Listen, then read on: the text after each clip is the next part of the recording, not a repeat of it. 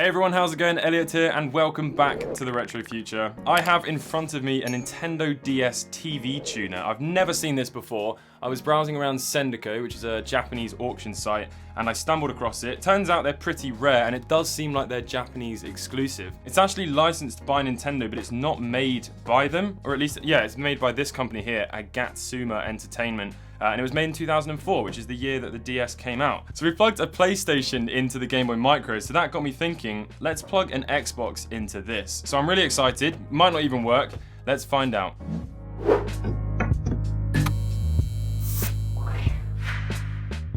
So here's the box. It's very bland. It's sort of got this like grey colour, very basic, some different pictures at the bottom. I can't read a word of it because it's in Japanese. I had a look on console variations and it does seem like they're quite rare. I think maybe only 5,000 of them was made.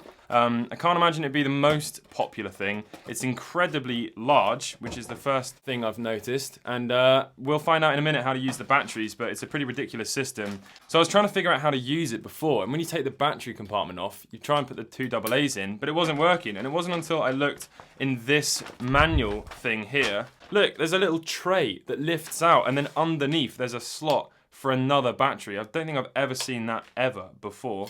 Let me see if I can show you what I'm talking about.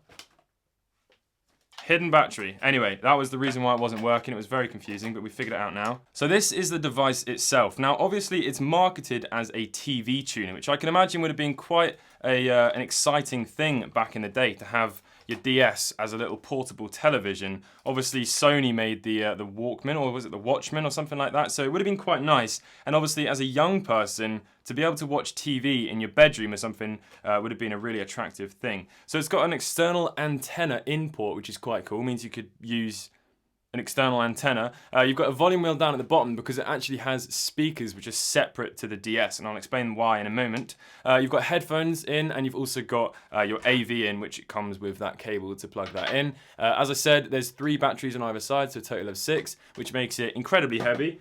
And then you still have to put the DS on the top. And that is your whole setup there. So it does look quite funky. Now, spoiler, all this is going to do is turn the Nintendo DS into a monitor, and obviously the speakers are coming out of the bottom. So there isn't a great deal going on here. It's just translating its output through the DS and using it as a monitor. So it is a very clever little device. We're not going to be able to use the TV tuner function because analog TV is completely switched off. Imagine that. You're sat outside in the park with your DS. Oh my god, I thought we were picking something up there for a minute. Or is it just frozen? It's frozen. Look at that. That is absolutely ridiculous. So that is it. That would actually be showing the TV, but obviously we can't do that because there are no more analog signals that we could use. You could potentially set up like a little wireless transmitter thing. I don't have the ability to do that because I don't have any of the stuff. I do have, however, I have this little device right here, an HDMI to AV converter box. So that is what we're going to use in conjunction with one of these AV cables. So this is the moment where we try and plug in the most powerful, would it be one of the most powerful consoles you think that's available right now? One of the most powerful consoles into a handheld device from 2004, which has, and the Xbox has what, like 4K output? What's the frame rate on it? It can go up to 120. 120 frames. What is this possibly going to look like? All right. Massive thank you to James. James, would you like to give yourself a little plug? I'm James, or also known as Strike from Super Teabag Gaming. We primarily stream on Twitch, but we've got a YouTube channel as well. This is gonna just look so dumb. I just put the antenna off as well, just for the effect. The HDMI is going in. Will there be smoke? Is there anything even happening? Need to turn this on first. Oh, how do I do that? That's what I do. Oh, okay. No, you go for it. I don't know what I'm doing with a modern console. Okay, all good.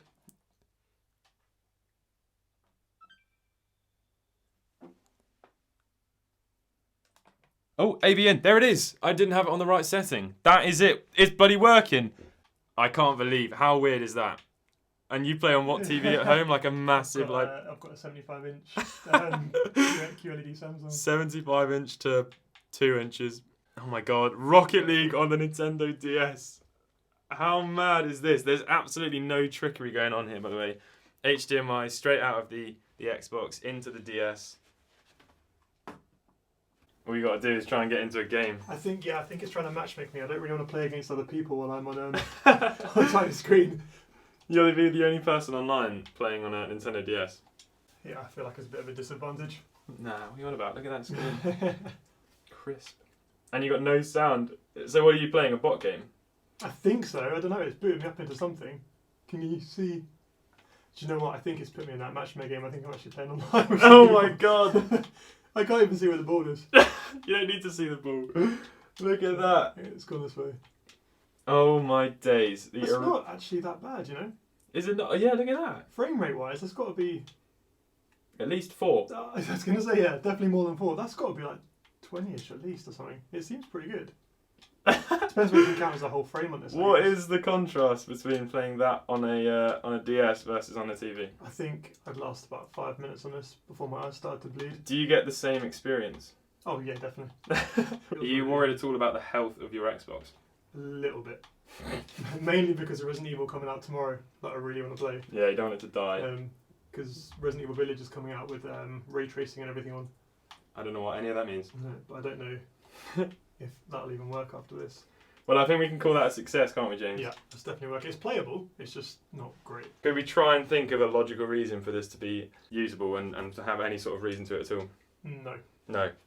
I was going to say, like, if you had some kind of external power supply You could. or something, then you could... I feel like there's better portable monitors though. Yeah, definitely. Well, look, that is going to wrap it up for this video. We've managed to plug in the Xbox Series X into a 2004 Nintendo DS with a TV tuner from Japan, and it works absolutely perfectly. Just, there's absolutely no reason you should do it.